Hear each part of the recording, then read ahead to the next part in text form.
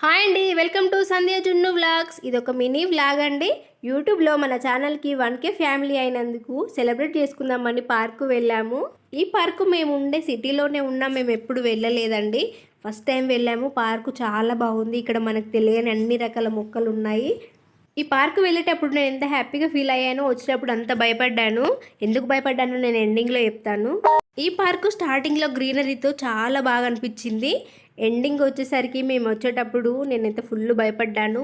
ఎండింగ్లో మొత్తం ఫారెస్ట్ లాగుంది, ఎవ్వరు లేరు అక్కడ, మేము మాత్రమే ఉన్నాము. పిల్లలను తీసుకుని ఎందుకు వెళ్ళామని అనుకున్నాను.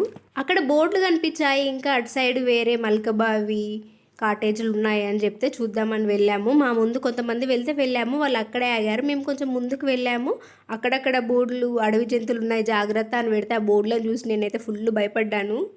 కానీ అక్కడ ఒక బిల్డింగ్ లాగా ఉంది. ఇప్పుడు మేము ఎక్కుతున్నాం కదా, అది ఎక్కి పైనుంచి చూస్తే అక్కడ ఉన్న ఫారెస్ట్ మొత్తం కనిపించింది. ఆ ఎక్స్పీరియన్స్ మాత్రం చాలా బాగా అనిపించింది. ఎందుకు బుజ్జి ఆయాసపడతాను, భయపడతాను? అక్కడ నుంచి అక్కడంతా పోయినాము, ఒక్క మనిషి కనబడలేడు. మొత్తం జంగల్ లేకున్నది, మొత్తం చెట్ల చుట్టూ ఒక్క మనిషి కూడా కనబడలేడు. మనుషులు కనబడితే కొంచెం ధైర్యంగా ఉంటుంది. మళ్ళీ అక్కడక్కడ బోర్డులు, అడవి జంతువులు ఉంటాయి జాగ్రత్త అని పెడితే పిల్లలను తీసుకొని వచ్చినాం. ఎంత భయం అవుతుందో తెలుసా.